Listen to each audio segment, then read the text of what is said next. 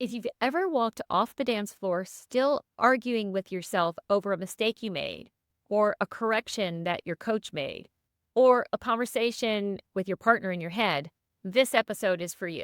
Hey, it's your pal, the Dancing Housewife, and welcome to the Dancing Housewife podcast, where we talk about everything you ever wanted to know about the art, sport, and neuroscience of ballroom dance, but we're afraid to ask. Today, we're tackling something that's very common in ballroom dance and in life: rumination. Rumination is repetitive thinking that goes nowhere productive. It's not reflection, it's not learning, and it's definitely not problem solving. From a neurological perspective, these thoughts show up as internal dialogue paired with mental replays. And here's what's really important to understand.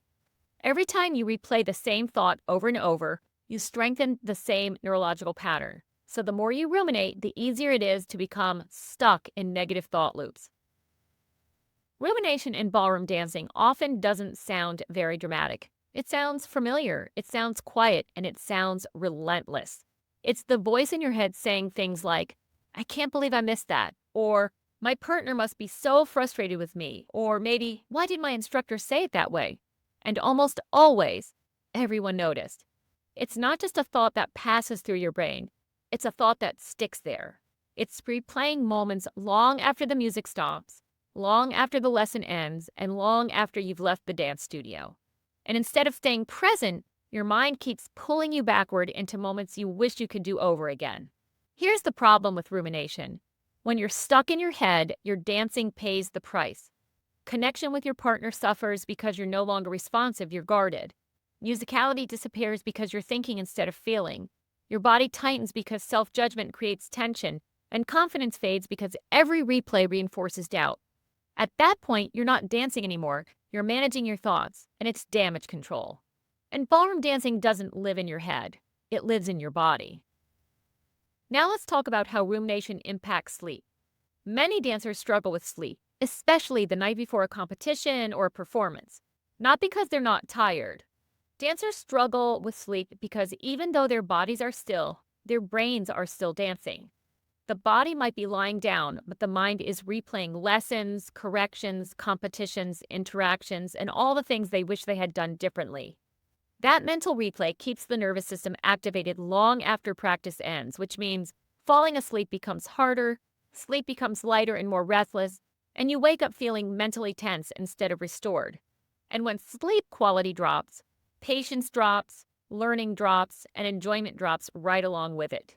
Ballroom dancing already asks a lot of you. It requires precision, focus, emotional control, and constant feedback, not to mention recovery.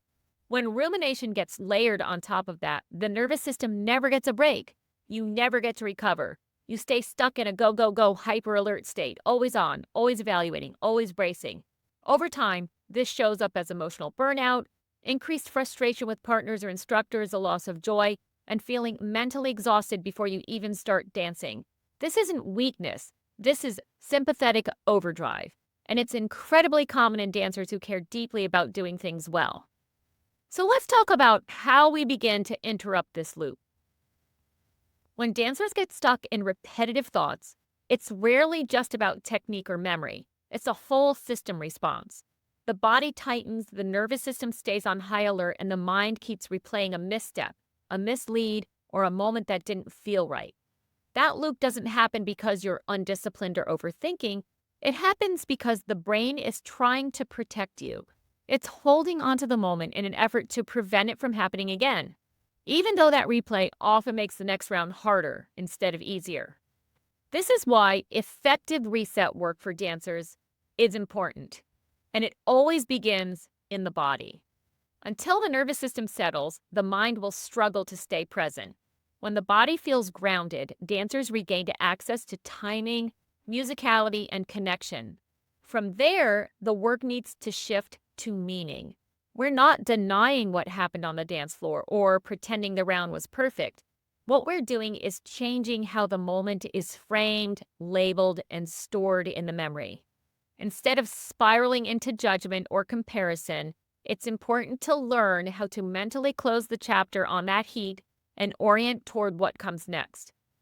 The internal language needs to become simpler, calmer, neutral, and useful. Only then is the mind ready for visual imagery? And this is where the mental replay changes direction. There are specific intentional strategies for this kind of reset work that integrate breathing, cognitive reframing, and visualization in a way that respects the unique demands of dance.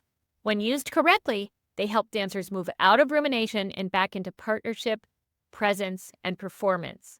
These methods help you interrupt rumination at 3 levels: physiologically, internal language, and visual imagery.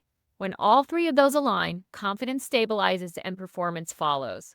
This matters because the dancer who can downshift mentally learns faster, connects better, and stays in the sport longer.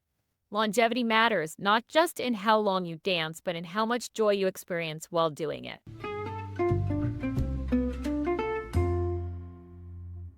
If you find yourself replaying moments long after you've left the dance floor and wishing for a redo, head over to my website at www.antoinettedaytalk.com to learn more about how mental performance training can help. And if you're ready for a more personal conversation, click on Book a Free Session. You've got nothing to lose, and I'd love to connect. Finally, thanks for tuning in today. If you found this episode helpful, share it with a friend or teammate, drop a comment, tap 5 stars, and subscribe or follow us on social media so you never miss a ballroom tip.